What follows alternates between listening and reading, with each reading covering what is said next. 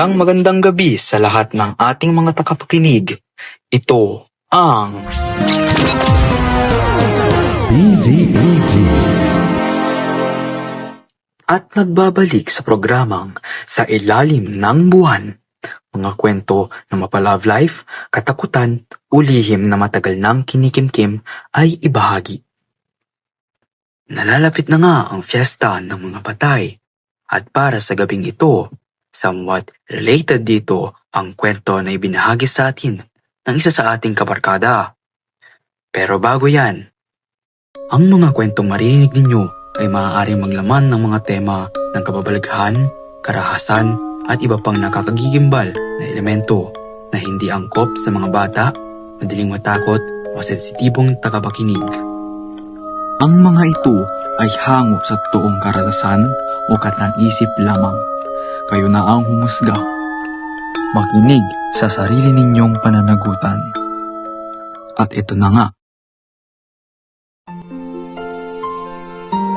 Nagsimula ang istoryang ito noong junior high ako. Yung time na dinadiscover ko pa ang sarili ko. Ano nga ba ang mga gusto ko? First day of class, as usual wala mo ng lessons. Puro orientation ba? So nasa classroom na ako at dahil alphabetical order ang seating arrangements, nasa likod ako. Gustuhin ko man na umupo sa harap dahil may kalabuan ang mata ko.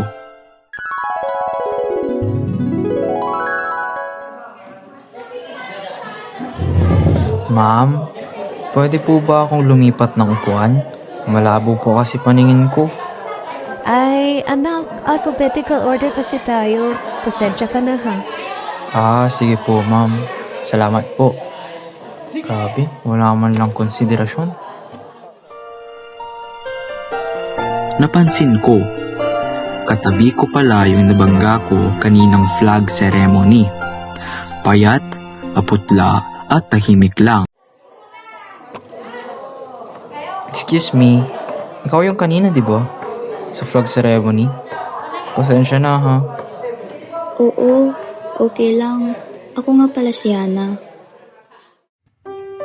Tahimik siya, pero mabait. Madalas nasa sulok lang at nagdodrawing. Sa mga sumunod na linggo, naging magkaibigan kami. Madalas kaming magkwentuhan pag-recess, pero tuwing uwian, hindi ko siya nakakasabay. Hay, salamat. Tapos na lahat ng gawain at exam. Makakapagpahinga rin. Hindi ka ba masaya? Ayos lang. Sige. Pero anong oras ka uuwi? Mauna ka na. May hinihintay pa ako. Ganun na lang palagi.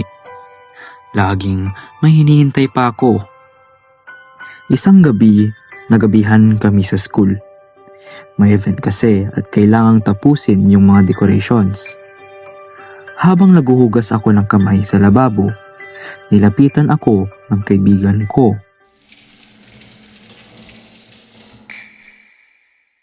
Uy, alam niyo ba saan masarap kumain? Saan? Eddie, sa goat yard. Ha?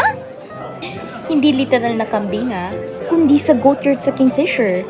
Mapamagkahan o tanghalian, sagot nila yan. Iba't ibang mga ulam na sulit para sa mga estudyante at ang binabalik-balikan na breaded chicken at ang malamang inasal na inihaw na manok. Talaga naman, busog na busog ka sa laki. Malaki? Oo, malaki. Ano pa hinihintay nyo? Subukan na at tikman ang mga putahe sa Goat Yard. Dito lang yan sa Kingfisher School of Business and Finance. Uy, anong oras ka uuwi? Maya-maya pa siguro. Sure ka? Gabi na rin kasi. Tsaka tapos naman na tayo. Sige lang, may kukunin lang ako sa classroom.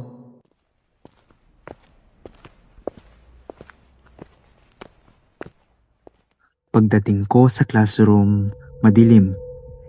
Binuksan ko ang ilaw, pero pagpasok ko, parang may sumipol na malamig na hangin.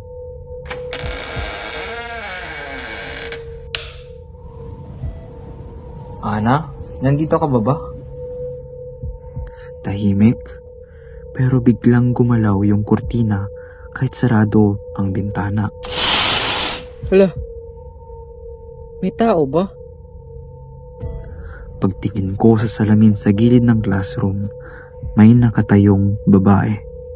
Nakayuko, duguan ang palad, at nakangiti ng kakaiba. Ana? Unti-unti siyang humarap. Maputla, may luha sa mata. Bakit mo ako iniiwasan? Hindi ko naman. Kanina, sa salamin, bakit parang natakot ka? Kasi, akala ko wala kang kasama eh. Wala nga. Matagal na akong mag-isa. Anong ibig mong sabihin, Hana? Matagal na akong wala. Patay na ako. Nung nabubuhay pa ako, tinutukso nila ako sa school. Tomboy, malandi, sayang ka. Sa bahay, mas masakit. Tinawag akong kahihiyan. Ana, halika nga dito. Po, ano po yun? Ano na naman ginawa mo? Alam mo ba kanina nagiinuman kami? Ikaw pinag-uusapan. Bakit po? Ikaw, ang dami mo ding alam, no? Anong sinasabi nila na tomboy ka? Malandi. Yan na ba natututunan mo? Hindi po. Tsaka hindi naman po ganun yun eh. Sumasagot ka na ngayon. Sige, tignan natin kung makakasagot ka pa. Tama na po. Masakit na. Yan ang gusto mo, di ba? Pinapahiya mo kami. Ang hirap na nga ng buhay, dagdag ka pa. Hanggang sa isang gabi, doon natapos ang lahat. Bumangon ka nga dyan. Hoy, malandi! Bumangon ka!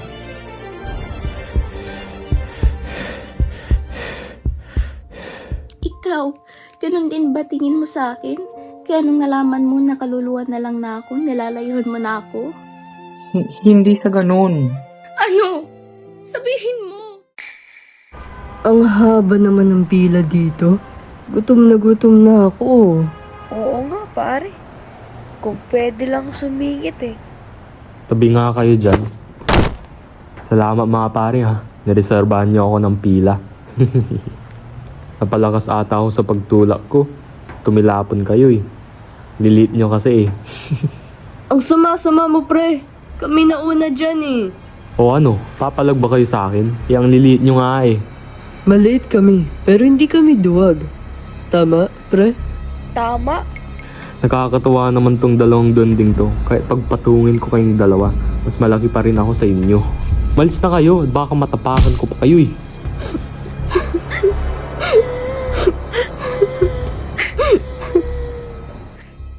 Laging tandaan, huwag tayong basta-basta manghusga o mangmaliit ng kapwa-tao dahil lamang sa kanilang pisikal na anyo, kasarian at paniniwala. Ang bawat kapwa ay may pantay na karapatan at dignidad. Sa halip na magtulak ng pagkakahiwalay, piliin nating maging maunawain, mabuti at marespetong tao. Tandaan, dapat nating irespeto ang kapwa-tao. Maaaring makaapekto sa pag-iisip ng isang taong pagmamaliit at maling panghusga ng tao.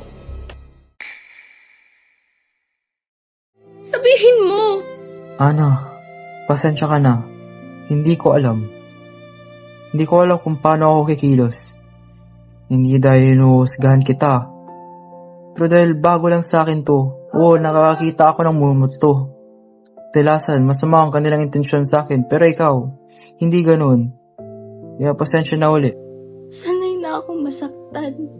Pero minsan, gusto ko lang marinig na okay lang maging ako. Okay lang, Ana. Walang mali sa'yo. Sa totoo lang, salamat kasi pinarealize mo sa akin na dapat wala tayong dinadamdam na kakahiyan sa sarili. Salamat. Siguro, pwede na akong magpahinga. Paglingon ko, wala na siya. Pero naiwan sa mesa ang maliit na papel. May nakasulat, maging malaya ka rin. Simula noon, naging mas maunawain ako. Sa pang-usapan sa klase, sinusuportahan ko na ang mga katulad niya. At doon ko rin napagtanto na may parte rin pala sa akin na matagal ko nang tinatago. At sa tuwing titingin ako sa salamin, hindi lang sarili ko ang nakikita ko. Nakikita ko rin siya, si Ana, nakangiti, payapa na. Magandang gabi muli mga tagapakinig.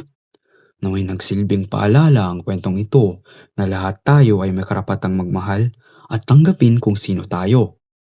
Hanggang sa muli, dito lang sa ilalim ng buwan, kung saan bawat kwento, mga kwentong mapa-love life, katatakutan, ulihim na matagal nang kinikimkim ay may kaluluwang gustong marinig.